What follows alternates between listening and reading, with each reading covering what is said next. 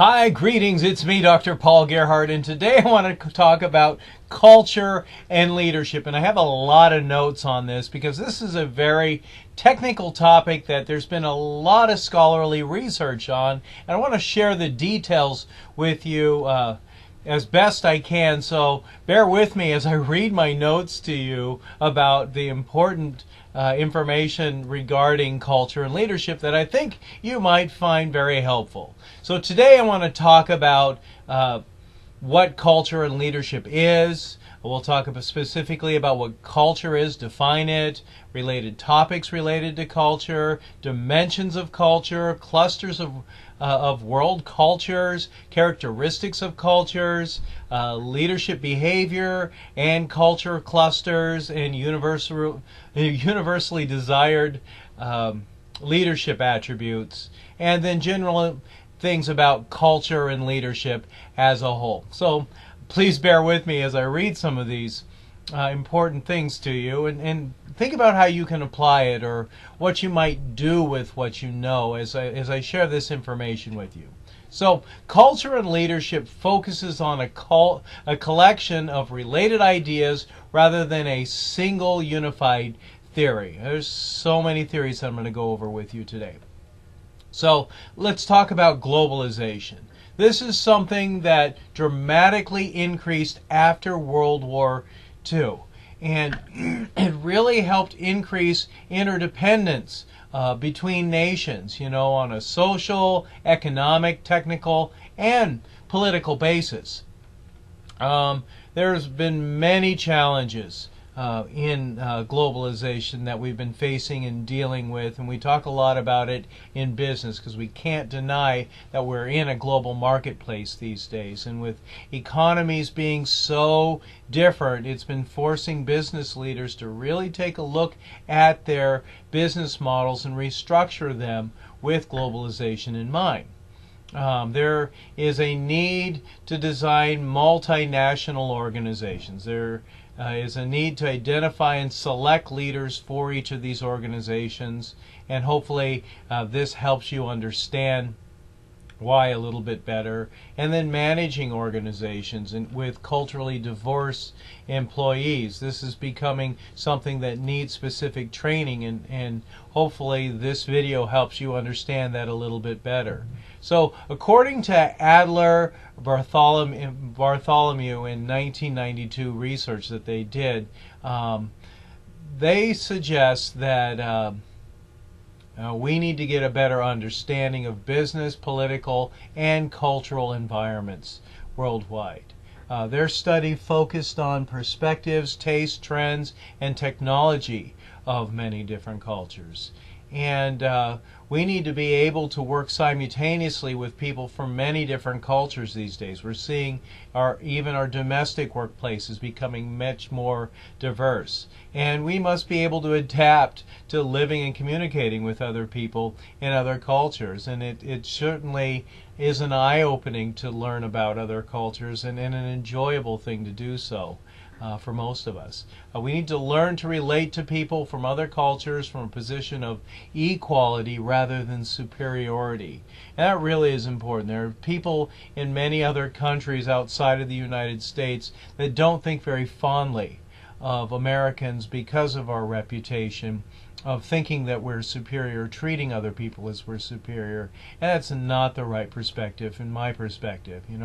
We are all brothers and sisters on this earth, and we need to learn to respect differences. And I think that really is a key philosophy for leaders, is learning how to understand and cherish the differences that people bring and see those differences as a strength for their organizations. So let's define culture. Culture is learned beliefs, values, norms, symbols, and traditions that are common to a group of people. These are shared qualities of a group that make them unique, and it's a way of life. They're customs and scripts of groups of people. Some related terms that we often use are multicultural, and this is an approach or system that takes more than one culture into account, and then diversity, the existence of differences of cultures and ethnicity within a group or organization. So let's talk about ethnocentrism. This is the tendency for individuals to place their own group or ethnic, racial, or culture at the center of their observations of the world. It's a perception that one's own culture is better or more natural than other cultures. It's a universal tendency, and each of us is ethnocentric to some degree. And ethnocentrism can be a major obstacle to effective leadership. That's important to understand. So it can prevent people from understanding and respecting other cultures. So we need to be aware of our own level of ethnocentrism. Related to that is a term that we use in everyday language called prejudice. And this is a largely fixed attitude, belief, or emotion held by an individual about another individual or group. And it's based on faulty or unsubstantiated data.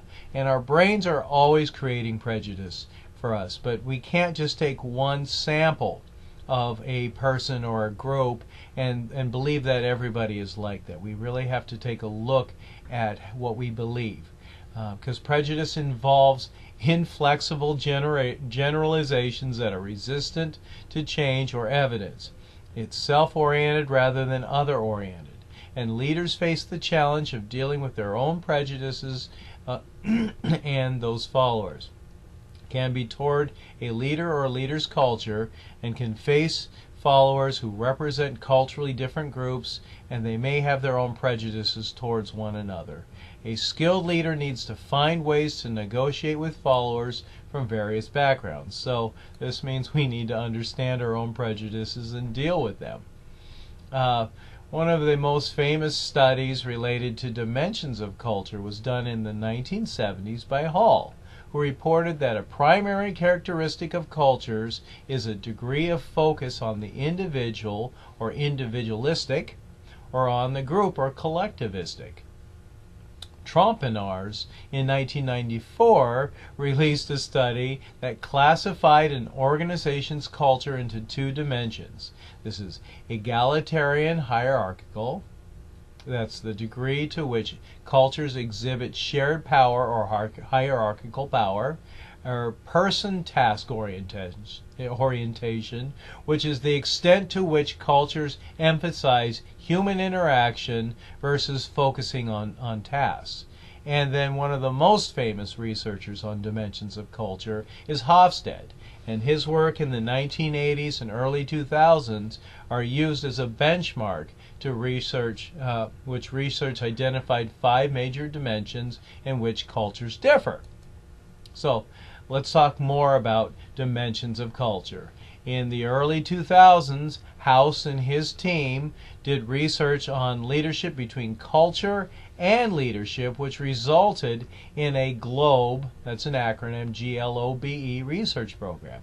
It was initiated in 1991, and this program involved more than 160 investigators. It used quantitative methods to study the responses of 17,000 managers in more than 950 organizations and 62 different cultures. They developed a classification of cultural dimensions and identified 9 cultural dimensions. So let's talk about those 9 cultural dimensions. The first one is uncertainty avoidance.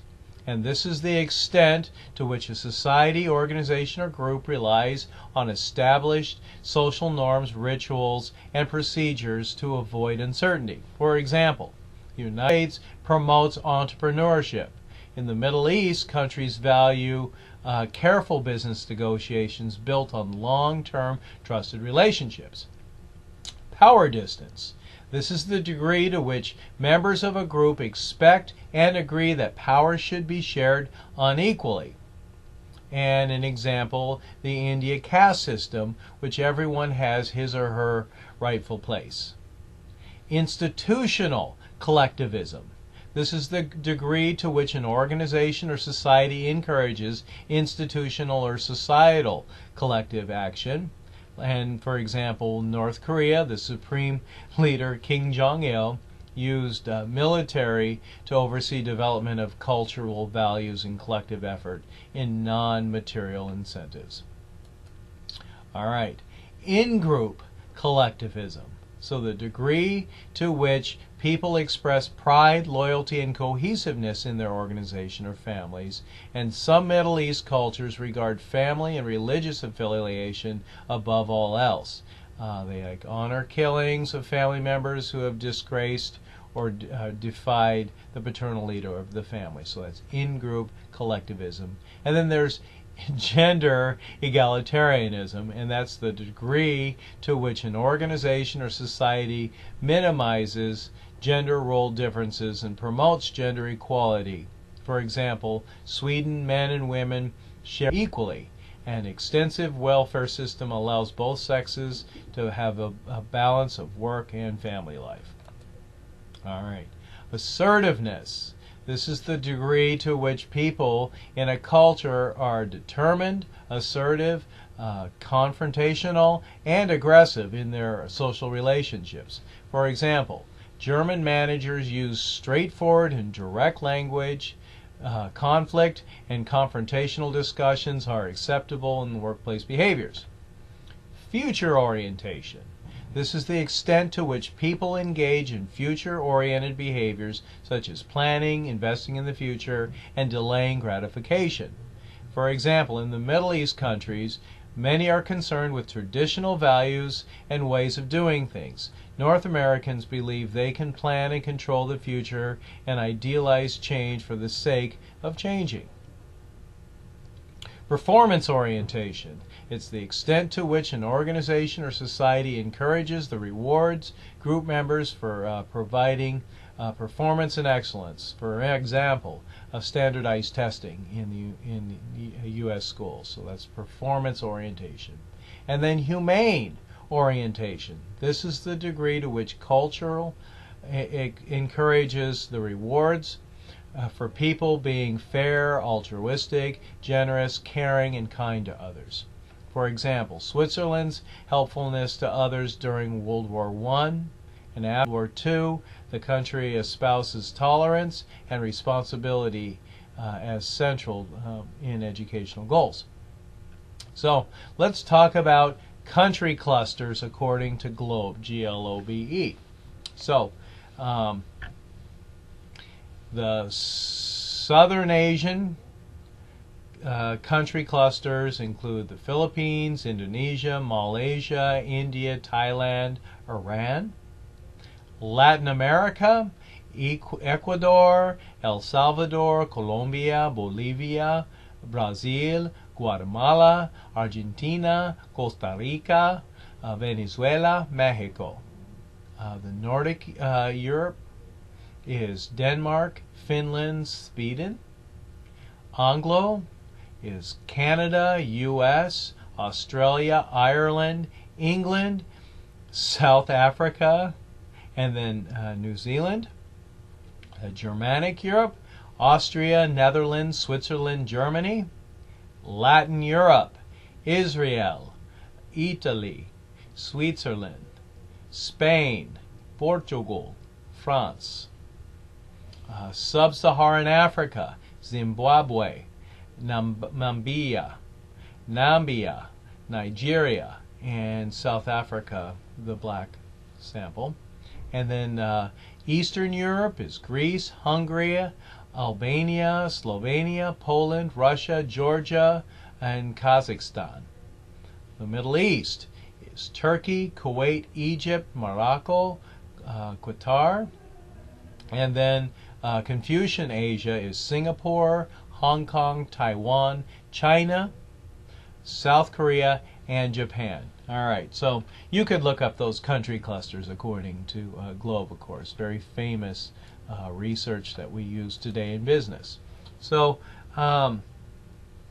being able to really understand the differences of cultural clusters and from a cultural dimension is really important. Like people who have high assertiveness orientation are like Eastern Europe and Germanic Europe. People with low assertiveness orientation would be like Nordic Europe.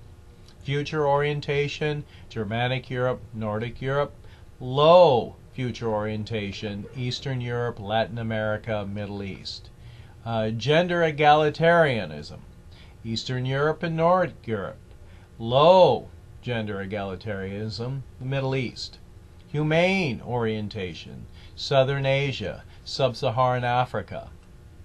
Low humane orientation, Germanic Europe, Latin Europe.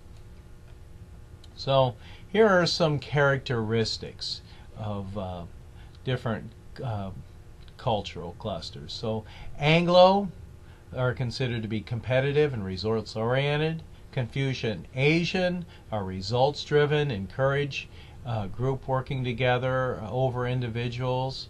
Eastern Europe are considered forceful, supportive of coworkers, treat women with equality.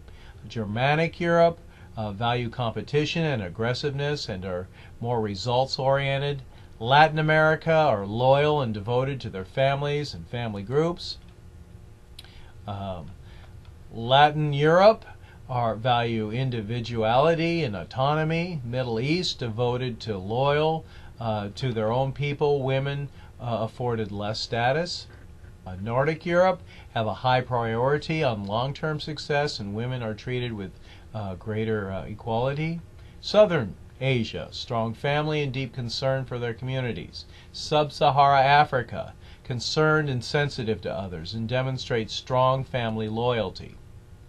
So the global research identified 6 global leadership behaviors that you should consider.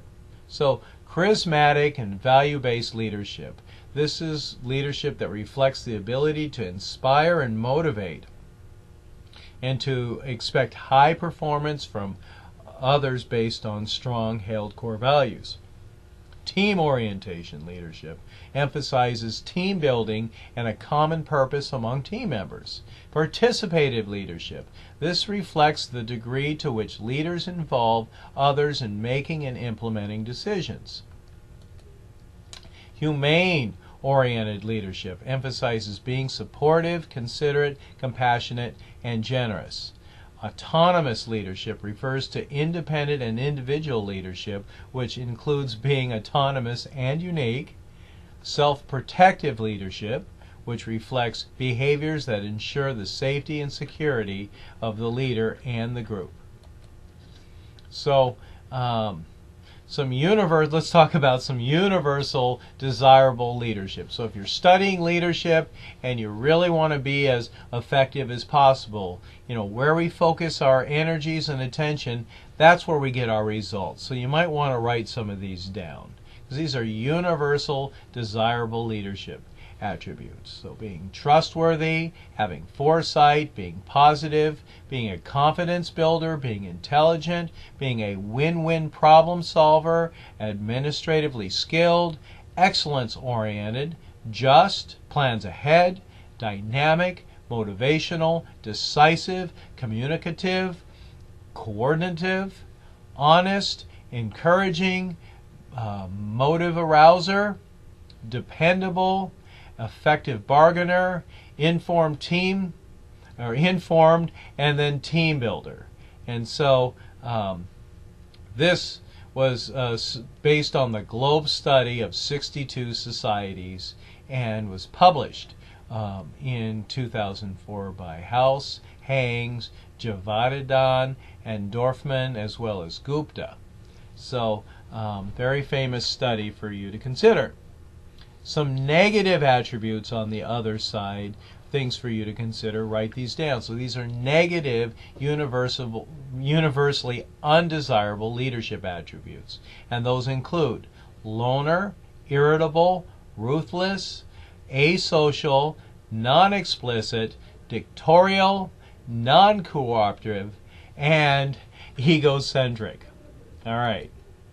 So I've given you a lot to consider about culture and leadership. This is about a 20-minute video, and you might want to take time and go back if this is something that's interesting to you. I want to honor your time and thank you very much for taking the time to watch this video. I hope that you found some value in it, and I also hope that you have a great day, because only you get to choose how you feel about it. I'm Dr. Paul.